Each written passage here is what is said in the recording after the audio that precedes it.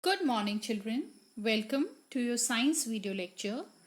So, in our previous class, we had started the chapter number 5th of your NCERT book by the name Separation of Substances. Right? So, today we will continue the chapter. As you know, those who have seen the video, you all will know that in our previous video, we have talked about only one part. Okay? The rest of the topics we will cover in this video. Okay, students? So, in this video, we are going to talk about separation of substances. Which type of substances? Let's see. So in our previous video, we have covered the separation of solid from solids, right? Solid and solid components. We have studied that how we can separate these two type of mixtures. In this video, we will study that how we separate insoluble solids from liquid.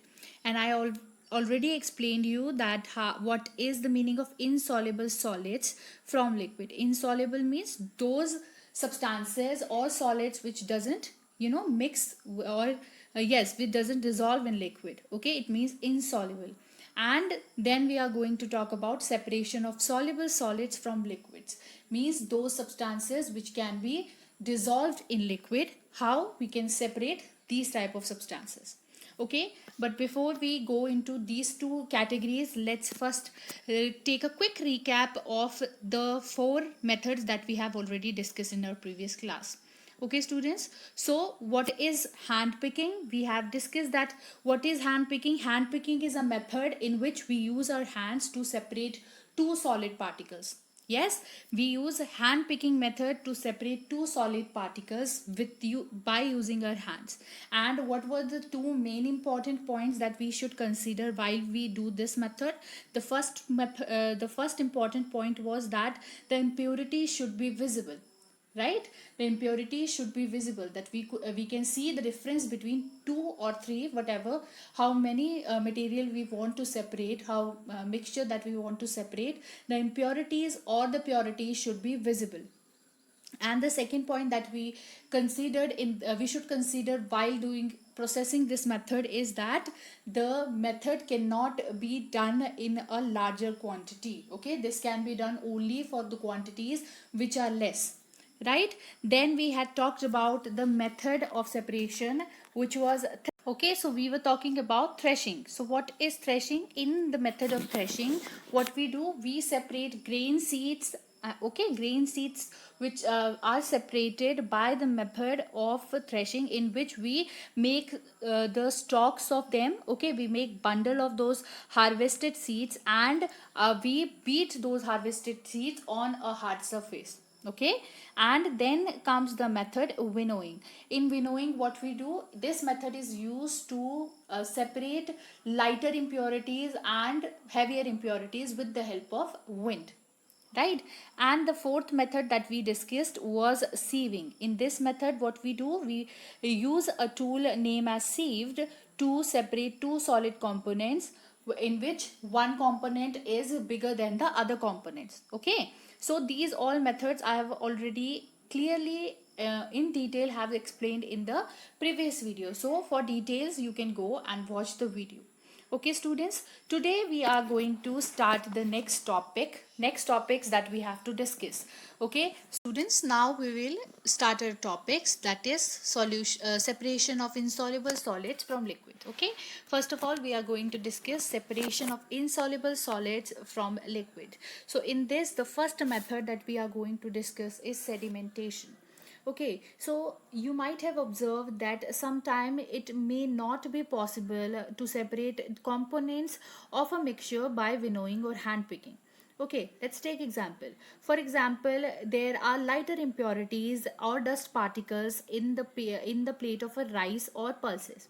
Okay, so how we are going to separate these impurities from the rice or pulses? You might have observed that before we prepare our rice or before we cook our pulses, we always wash our rice and pulses. Okay, so let's take example here. Okay, so we all know that rice or pulses, we usually wash them before cooking. Okay, so what we do, we add water to these rice and pulses, and when we soak them into in the water, what happens?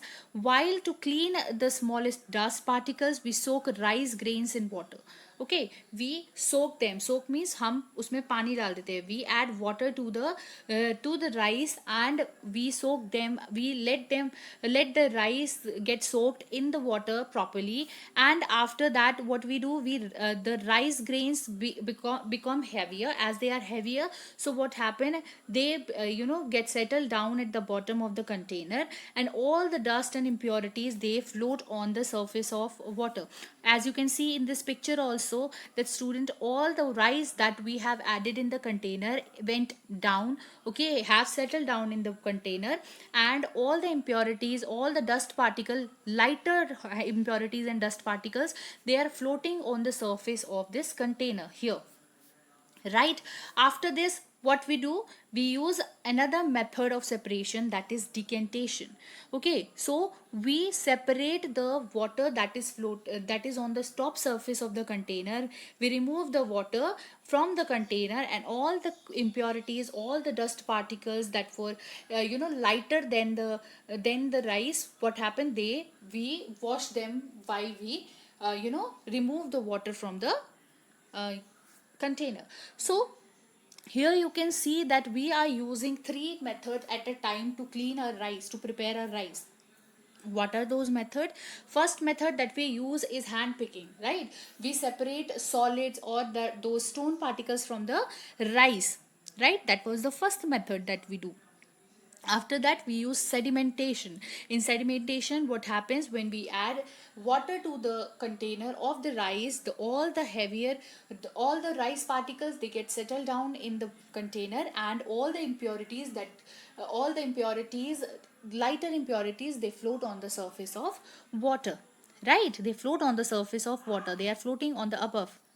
Okay, so when the lighter impurities are floating on the water, at the end, what we use another method, that is decantation, in which what we do, we remove the water in which all the dust particles or the impurities are floating.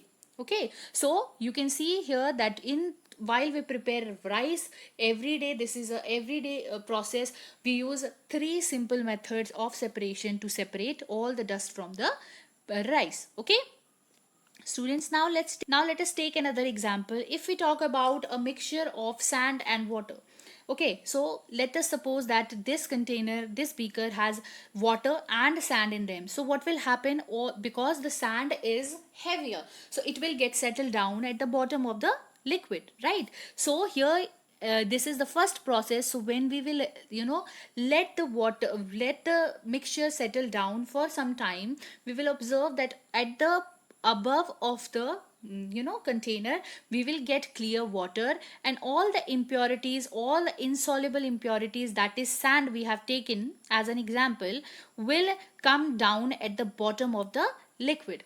Okay, so what is sedimentation? Sedimentation is the process of separating insoluble solids. Insoluble solid means those solid which cannot be mixed together. Okay, which can not cannot be mixed, which didn't dissolve in water. Okay, is suspended in liquid by allowing them to settle down is called sedimentation. Okay, so when we allow the mixture to settle down for a time and we get separate parts, this method is known as sedimentation. Okay, students, let's see other things. So the heavier component in a mixture settle down after water is added to it. So in sedimentation, what happens, when we add water to the insoluble substances, the heavier particle, they get settled down at the bottom of the liquid, and we get two separate components. Okay, and the solid particles that settles down during sedimentation are called sediments.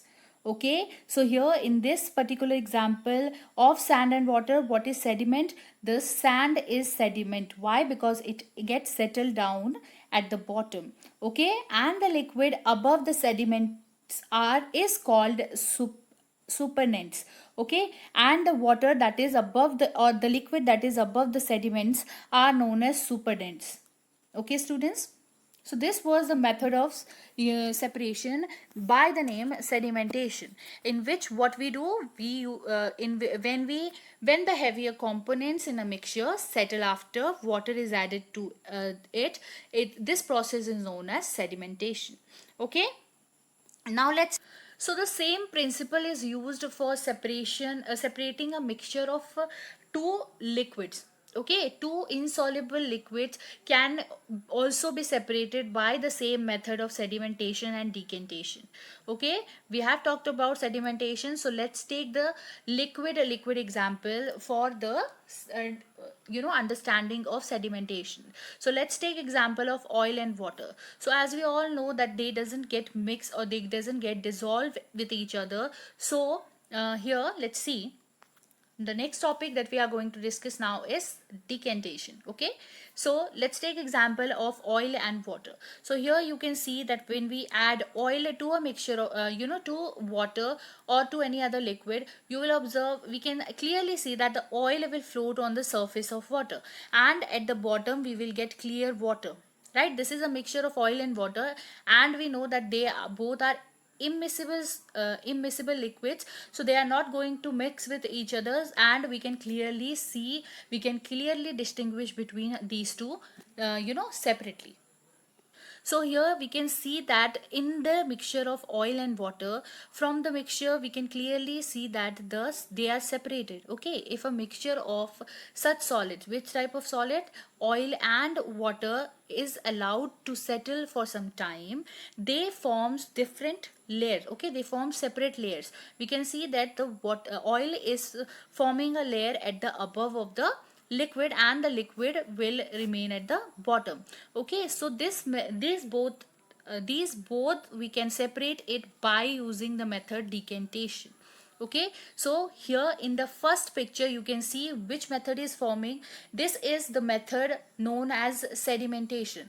Okay, in the first picture, sedimentation is being processed, and in the second method, when we are separating oil and water without without disturbing the mixture, as we can see, as you all can see, that we have not disturbed the solution after, when the all both the liquids are settled, we are just simply pouring the upper part of the liquid to the other container, and as you can see that in this container we will separate oil, and at last when we remove all the oil from this beaker, in this beaker we will get water.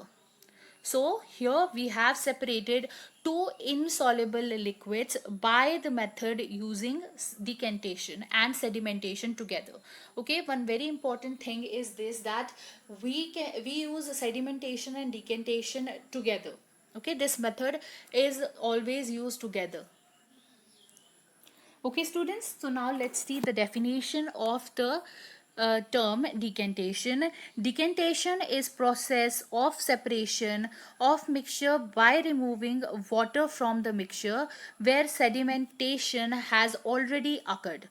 Okay, we have already performed sedimentation for the first step. Okay, and the second step is decantation. Okay, so by tilting the beaker and slowly pouring the liquid out. Okay, we have, as in this example, what we have done, we have mixed two immiscible liquids, and we have let them settle. We had let them settle, and after that we have separated them without even disturbing the solution, and then at the end we have got oil and water as a separate mixtures, separate components. Okay, so this is the definition of decantation, and decantation can be defined as a technique through which immiscible liquids or a liquid and solid substance are separated. Decantation. Okay, so now if I ask you that the water that we drink, okay, that comes into our house, is always clear or is always pure? No, we all know that the water that we collect from the ponds or river may also be muddy. It can be muddy, right? Especially in the times of rains. When the rain is there, the water that we get from taps and ponds or rivers can be muddy. So how can we separate those small sand or the small muddy mud particles from the water? So for that, the process of separation that we are going to discuss is by the name filtration. Okay, so in filtration, what we do, we use a particular type of material paper that is known as filter paper. Okay, we use filter paper which helps us to remove the impurities from the water, and at the end we get the pure, you can say pure water, filtered water. Okay, filtration, we use it in our daily basis also. The water that we drink, we usually drink it by filtering the water. Okay, why? Because there might be presence of small impurities that we cannot see clearly with our eyes. Okay, so to separate those impurities, we use the method known as filtration. So now let us consider an example that we have taken a mixture of sand and water. Okay, or we can you can say that we have taken a mixture of muddy water. So you can see that in the water there are mud pieces or sand pieces that we cannot clearly see. Okay, we cannot separate these mud particles from the water. So what method that we are going to use is filtration. So in the water, if it is muddy or it has impurities which are very less, so what we do, we separate these by filter that has even the filter paper that has even smaller pores. So the filter paper that we use to filter the water has very small, very fine pores. Okay, the filter paper is one such material that has very fine pores. Pores means the holes in the paper are so tiny that it can holds the impurities behind, and the water can flow from the paper, right? We know that water will flow from the paper, we all know this thing. So a filter paper has small pores in them. So while we use filter paper, what happen, it holds the impurities behind, and at the end we get pure water. Okay, so first of all, let's see that how we use filter paper. Okay, so here in this picture it is shown that how filter paper is used. A filter paper is first folded. Okay, it is first folded to make a semicircle, and after making a semicircle we form a cone. Okay, cone like this.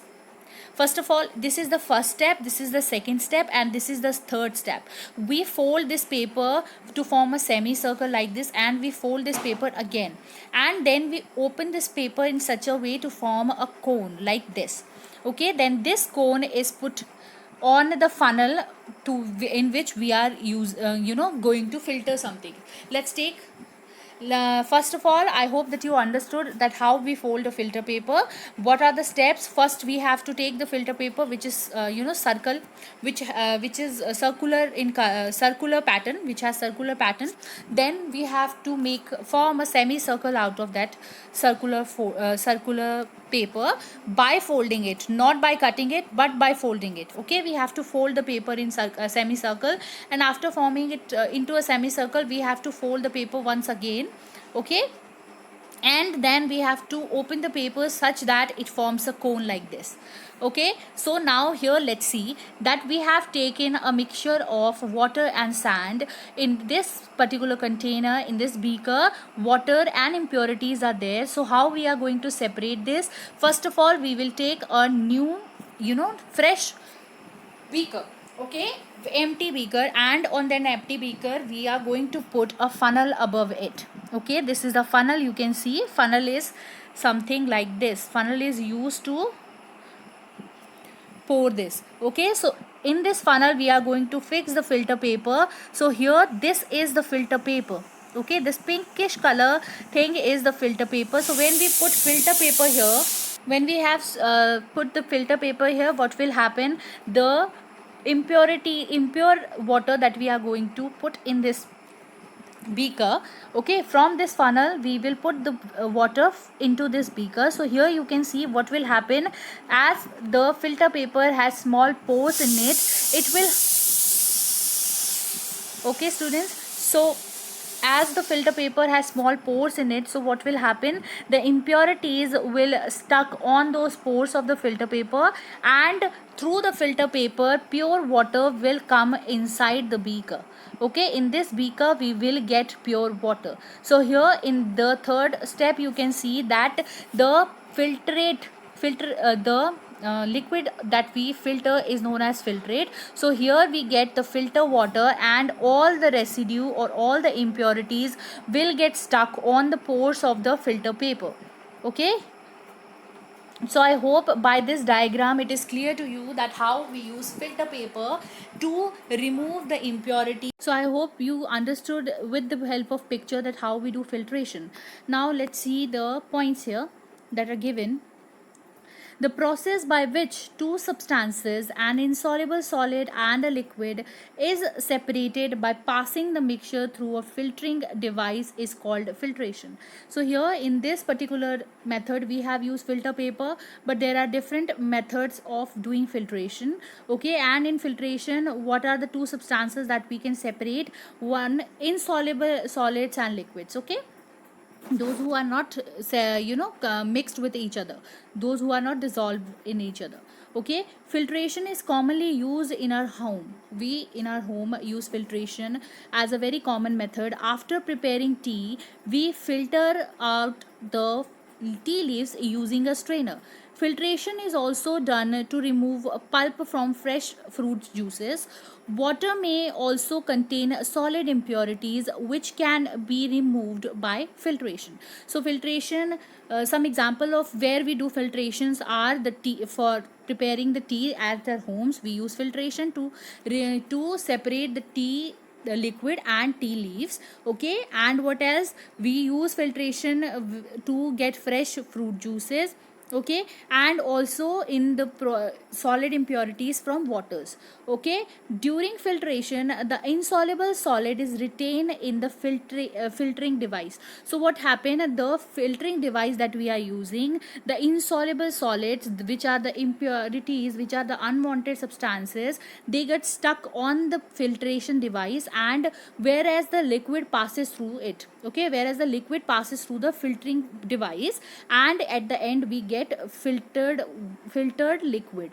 Okay, it is important that the particles of the insoluble solids are bigger than the holes in the filtering device. So it means that the filtering device that we are using should have the pores which could hold the impurities that are little bit bigger than the pores on the filtering device.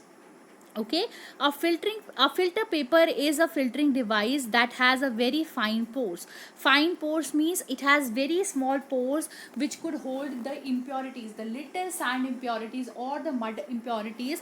The filter paper, the next method that we are going to study is evaporation. To understand evaporation, let's look at an activity first. Okay students, so here I have taken a container, and in this container I have put 2 tablespoons of salt. Okay, after putting 2 tablespoons of salt, if I ask you that can you see the change of color in the water, so what will be your answer? You will say no, there is no change of color, right? The water doesn't change after adding salt. So the next question that I am going to ask you is that can you see the salt inside the beaker or the container? You will say no, because why you can't see any salt inside the beaker or the container? Because the salt is dissolved in the water. So now the thing that we have to do is to separate water from salt. So how we are going to retain salt from water? So the process that we are going to use is evaporation.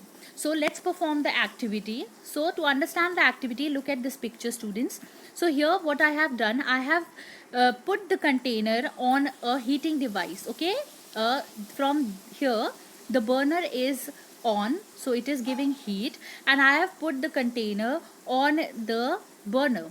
So what is happening through the flames, the water is boiling inside the burner, and the water will do what? What will evaporate, means it will convert into water vapors. Okay, all the water, because it is boiling, it will convert into water vapors, and after some time what will happen, all the water will convert into vapors, and at the end, at the bottom of the water, we will get salt. Okay, so the salt will be left behind in the container. So this is the process in which we have retained the solid part that was dissolved in the liquid, and the process of conversion of water into water vapors is known as evaporation. Evaporation is what? When by heating we convert the water into water vapors, and all the water vapors, they get vanished, and at the end we get the dissolved soluble solid that we had. Okay, this whole process is known as evaporation, where we use the method to separate these two soluble solids by using evaporation. Okay, so so this was the activity. Okay, so what is evaporation? The process in which a liquid changes into gas is known as evaporation. Okay, in this method the mixture is heated. Okay, the mixture of any two soluble solids, sorry, not soluble solids, soluble solid in a liquid, we heat the mixture, and the liquid part of the mixture gets evaporated, leaving the solid part behind. As we have seen in the activity, that we have taken the mixture of salt and water, and after heating the water, what happens, all the water from the container gets evaporated, turns into vapor and gets evaporated, and at the end the solid part was left behind, that was salt. Okay, this method is commonly, the process of evaporation takes place continuously wherever water is present. So this is a continuous process. This is a process which takes which is done which is not done, which is commonly used to get salt. If I ask you that from where we get salt, so the common answer that you can give is that we get salt from sea. So how we extract the salt from sea? So here, you in this picture you can see that how we got salt from the sea. So sea water has salt dissolved in it, so we all know that sea water has salt in it. And what happened, to obtain the salt, sea water is collected in shallow pits and allowed to stand.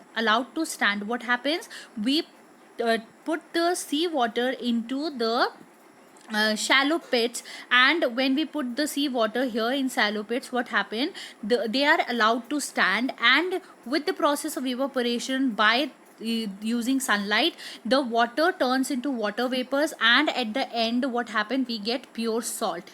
Okay, so sun heat evaporates the water which is and salt which is left behind is collected by the workers. Okay, so this is the common method which is used to get salt from the sea water, and we all know that the salt that we get is from the sea water.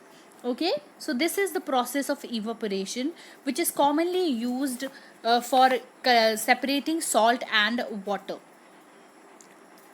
So this was evaporation. Okay, now let's talk about another topic, that is uses of more than one method. Okay, so we have studied that there are some methods for separation of substances from their mixtures. Often one method is not sufficient to separate the different substances present in our mixtures. In such situation, what we do, we use one or more two or more methods to separate those mixtures. So here you can see that sometime it might be necessary to use more than one method to separate substances, as considered as mixture of sand and water. Let's take a mixture of sand and water. So if I have mixed sand and water together, so what will happen, the sand and the mixture of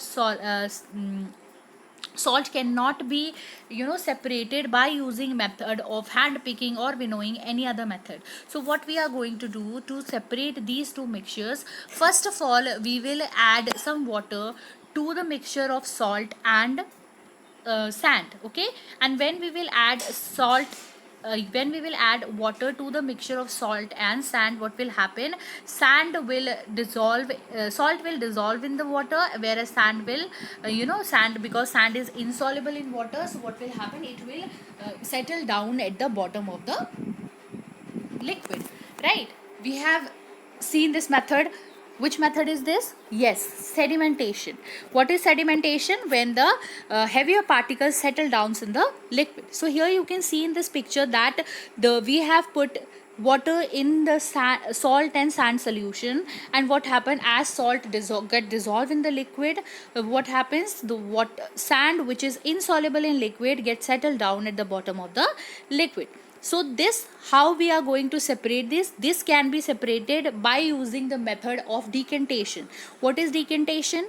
Decantation is the process in which we, without disturbing the solution of followed process of sedimentation. After sedimentation, without disturbing the solution, we put the upper liquid in the other container, right? So here it is done. So first we have used sedimentation. Okay, the sand would settle down. This is sedimentation, right? After that, what we will do? The water mixture which contains salt can be now poured out, and this method is decantation. Right, students? After decantation, what we are going to do? The method that we are going to use now is known as condensation. So first of all, we have separated the salt, the sand and the water, right? Sand and water are separated. So now we have to separate water and sand, right? Not water and sand, water and salt solution of. So the next method that we are going to use to separate the mixture of salt and water is evaporation, obviously. Okay, so we know that how we do evaporation. Now let's talk about condensation. Let's take this similar example of water put inside the solution of water and salt. So now what we have to do? We have to separate salt and water from the decanted liquid, right? So now transfer this liquid. We have transferred the liquid to the kettle and close the lid. Okay, we have closed the lid. Heat the kettle for some time. Okay, so what we will notice, that a steam is coming out from the kettle, right? The steam is coming out from the kettle. So after that, what we have to do? We have to take a metal plate with some ice on it. Here you can see that there is ice on the metal plate, and it has been put on the place where the vapors are coming out. Okay, so what we can see here is that as the vapors are coming out from the kettle, all the vapors are hitting the plate, and as they are hitting the plate, the steam is coming in the contact of the plate, which is cool, with the ice. It condenses and forms liquid water, right? It is forming liquid water that we are separating in this beaker. So the water droplets that we are observing here, that are falling from the plate, were due to condensation. Okay, this method is known as condensation. What is condensation? The process of conversion of water vapors into its liquid. Okay, the vapors are converting into liquid. And what is evaporation? Evaporation is the process of conversion of liquid into vapor. Okay, so if we say that we are doing this process, vapor to liquid is known as condensation, and from liquid to vapor is known as evaporation. So this process in which what we do, we convert the water vapor into liquid is known as condensation. So this is the process of condensation. So here let's see the definition. Condensation is the process of conversion of gas or vapor into liquids, state by decreasing the temperature or pressure of the liquid. Condensation is the change of the physical state of matter from gas phase into liquid phase, and is reversed by evaporation. So condensation and evaporation, they are reverse of each other. Okay, as we know that condensation is the process in which vapors turns into liquid, and in evaporation liquid turns into vapor. Okay, so this was condensation. The next topic that Okay, now let's understand saturated solution. What are saturated solution? So I have taken a beaker and I have poured half cup of beaker with water, right? This is half cup of water, and I have added 1 teaspoon of salt and stirred it well. Okay, so you can see that it is completely dissolved in the liquid, and again I am adding a tablespoon of salt and it goes on, getting dissolved in the liquid. After adding few more spoon of salt, you will observe, you will find that the salt that I am dissolving in the liquid is undissolved and settles down at the bottom, as you can see here. Okay, so at the bottom we can see that the undissolved salt is there. So this means that the more salt that I am going to dissolve is not going to get dissolved in the water that we have taken, the quantity of water that we have taken. So this solution is now saturated, or you can say that the solution has reached to its saturated point. Okay, so let's read the points here. When you keep adding a solute, okay, the substance that dissolve in liquid, in a solvent means the liquid that is being used to dissolve the solute, it initially begins to dissolve, it initially will dissolve the solute. Okay, when more and more solute is added, the solute does not dissolve. The solute will not dissolve when we are adding more and more to the remaining quantity. The solute remain undissolved, and this means that the solvent has reached the saturated point and no more solvent can be dissolved in the liquid. Okay, so what is saturation? Separation of substances, and I hope that all of you understood the chapter clearly. Thank you everyone. Have a nice day.